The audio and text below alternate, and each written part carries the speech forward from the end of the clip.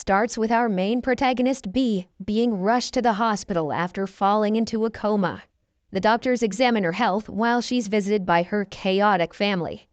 B, still comatose, decides to go back to the beginning of her story to explain how she ended up at the hospital. B's parents, Sharon and Derek, have intellectual disabilities. Derek's mental development halted at the age of 12 due to a drunk driving accident, and Sharon's brain did not fully develop, leading to the belief that she couldn't live independently. Despite these challenges, Sharon and Derek fell in love at first sight and eventually got married. Their parents were initially uncertain about their union, but reluctantly approved of it. Derek's mom, Loretta, wants Sharon to get sterilized because they believe the new couple is unable to raise a child. Sharon's mom, Peg, protests the idea, but her husband, Earl, who is Sharon's dad, doesn't want to take care of yet another child. They've been raising their intellectually disabled daughter like a child for 21 years. They decide not to take any steps for now because they believe the newlyweds are uninterested in anything romantic. Shortly after their marriage, B was born, which further increased the pressure on Sharon's parents, who were providing a home for the couple. B is named after her mother, Sharon's favorite cartoon character, Bambi. In the beginning, Sharon's parents, Peg and Earl, help take care of young B. As time passes by, Earl becomes tired of becoming the only breadwinner of the family, so he suggests Derek move out with his family. Peg wants Sharon and Derek to stay with them, as she doesn't trust them to take care of the baby or themselves. But Derek decides that they must move out and live as a family, which they do. Soon after, Derek and Sharon move to Nevada and initially live in a van before eventually buying a house. Fast forwarding to the present, a social worker named Mary arrives at the hospital to investigate the circumstances leading to B's coma. She engages in conversations with B's family members. Continuing with the flashback, B's childhood was initially filled with joy and fun, as Sharon and Derek worked hard to provide for her. However, when B turned 10, her parents began to place more responsibilities on her. Even Derek went so far as to teach her how to drive at a very young age, just in case he was unable to do so. In exchange for learning this skill, he promised B anything she wanted, which eventually led her to get a dog she named Godzilla. According to B, they enjoyed a happy life in a trailer park initially, and later in their new home.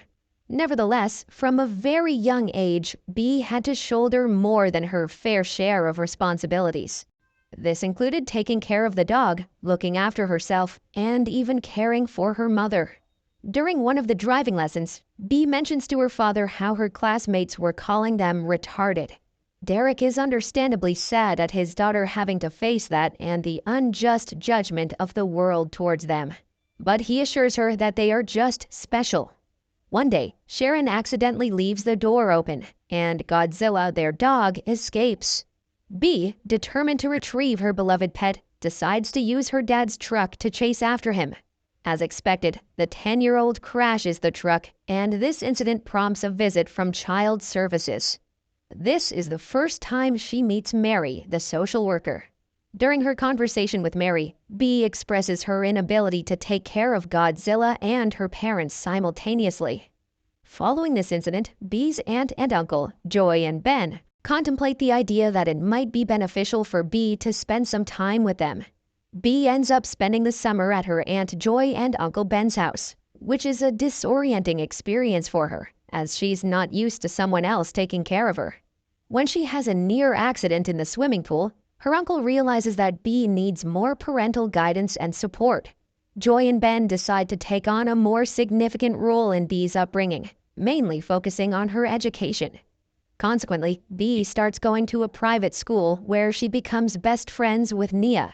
She does really well in her studies and even joins the track team for extracurriculars. However, she continues to be a victim of bullying even in high school. B is mostly victimized by Astrid, the belle of the school. One day during lunch, B is approached by a handsome kid, Ethan. He tells her that he saw her drowsing in biology class, so he hands over his notes to her. After Ethan leaves, Nia notes that Ethan might have taken a liking to B. She also shares what she knows of Ethan, that he is a cancer survivor and the son of rich parents. B eventually ends up dating Ethan after connecting with him at a party. She continues to ace at school, but she's constantly having to worry about her parents and whether they can take care of themselves. As B reaches her senior year, her guidance counselor, Mr. Vasquez, persistently encourages her to apply to college. According to him, she has the necessary grades and extracurricular achievements to attend college, but initially, she only submits applications to a couple of community colleges under pressure. Despite having the potential to earn scholarships or financial aid, B is hesitant to even contemplate leaving her parents. She firmly believes that her parents depend on her for physical, emotional, and financial support, and fears they would not be able to manage without her. Still, Mr. Vasquez asks what she is most interested in. B tells him that she loves astronomy.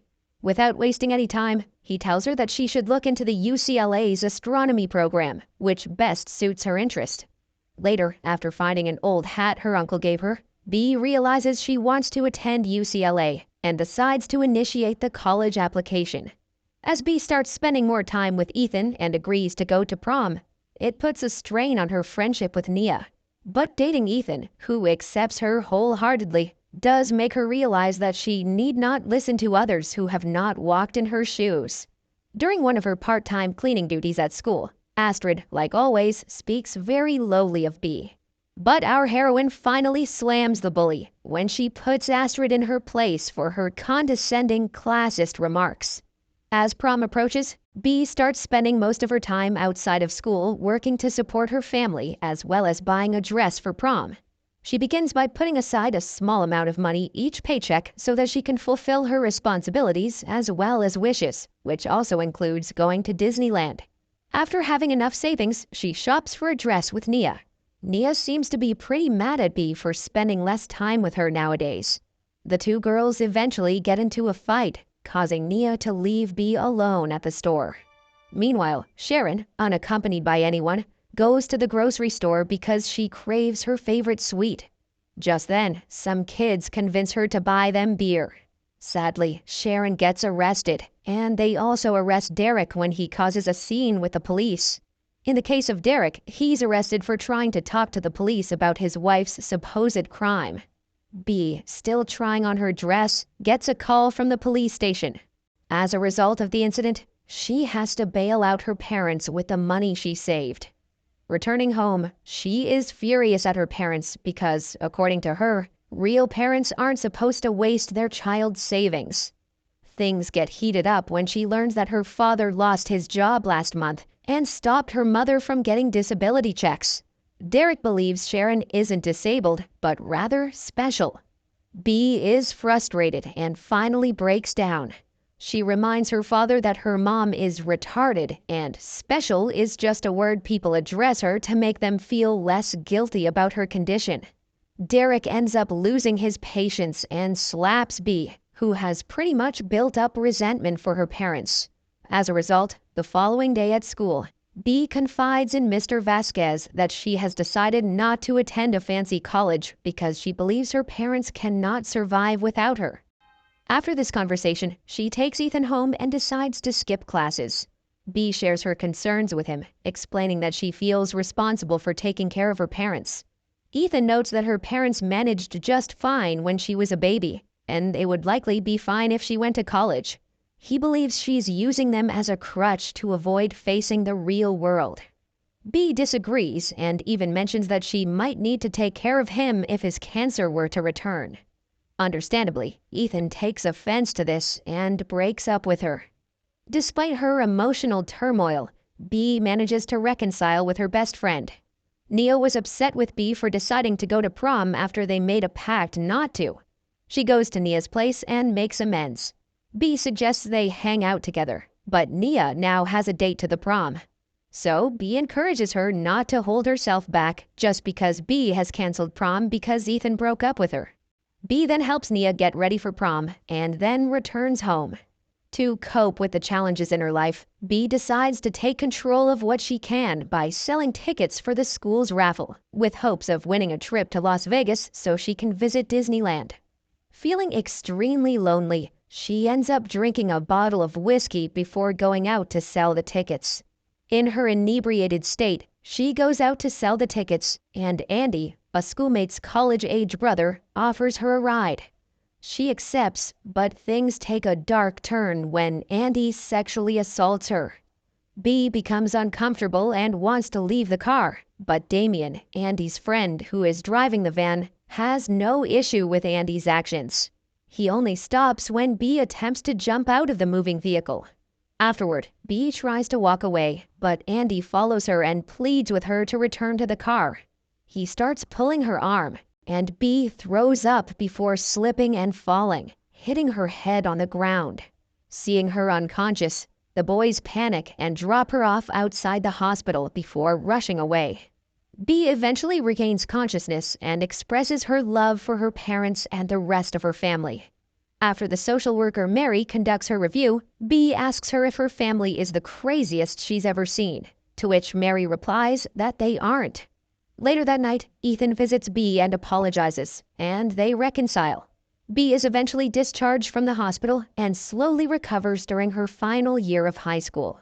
She manages to graduate alongside Nia and the rest of her class. Despite her initial hesitation to apply to college due to her responsibilities, B decides to have an honest conversation with her father. Derek reassures her that, like any other parent, he wants her to move forward in life. This gives B the courage to apply to the college she desires and successfully gain admission. Even her grandparents, who had been grieving their children's conditions, decide to celebrate B's achievements. On graduation day, her entire family is present for the celebration. The movie ends with a heartwarming scene where B's parents drive her to college. Derek, now working as a Lyft driver, and Sharon proudly sing a song about B going to UCLA. Her mom wears a UCLA beanie and even shares the exciting news with a Lyft passenger. In the touching credits scene, the movie concludes with real family photos